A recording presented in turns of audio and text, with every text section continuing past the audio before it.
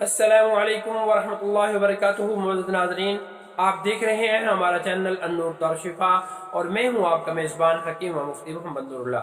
मौजूद नाज़रीन, आज मैं आपके सामने एक ऐसा अजीब नुस्खा लेके हाजिर हुआ हूं जो बैक वक्त बहुत सारे काम सर अंजाम देगा और इंशाअल्लाह मामूल मतलब है और बारहा का आज़माया हुआ है, बड़ा मुफीद है। बनाइए और इस्तेमाल कीजिए और तो हमें याद रखिए। नुस्खा नोट फरमाइए। राई 4 तोला, अजवैन 4 तोला, तेजपात या बागची 4 तोला, गंधक आमलासार 12 तोला और मगज जमाल घोटा 1 तोला। ये चीज़ें आप अलग अलग या इकट्ठे ही मुकम्मल तौर पर बारीक पीस लें। याद रखें कि मगज जमाल घोटा मुदब्बर करने की जरूरत नहीं, कुश्ता करने की जरूरत नहीं, यूं ही इस्तेमाल कर सकते हैं क्योंकि जो 7 दूसरी चीज़ें शामिल की गई हैं वो जमाल घोटा के नुकसानात को मुकम्मल तौर पर ख़त्म कर देती हैं। मौजूद नाज़रीन, ये ऐसा अजीब नुस्खा है जो बैक वक्त कई तरह के काम सर अंजाम देगा।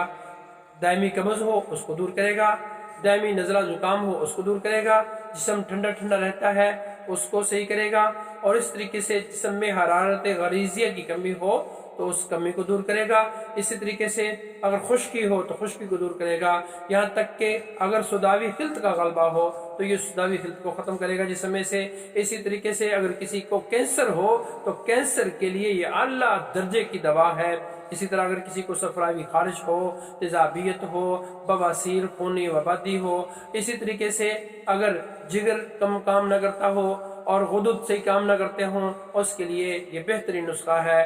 अगर ये नुस्खा ज़्यादा मिकदार में इस्तेमाल कराया गया और पोटियाँ मरीज को शुरू हो जाएं तो घबराने की ज़रूरत नहीं।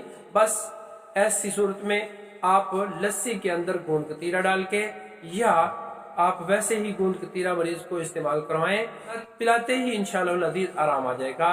और इसके अलावा आपके बैक वक्त बेशुमार फ़वाइद देगा इंशाअल्लाह, लेकिन नुकसान किसी तरह का नहीं देगा। इंशाअल्लाह आप बनाइए, इस्तेमाल कीजिए, दुआ में याद रखिए।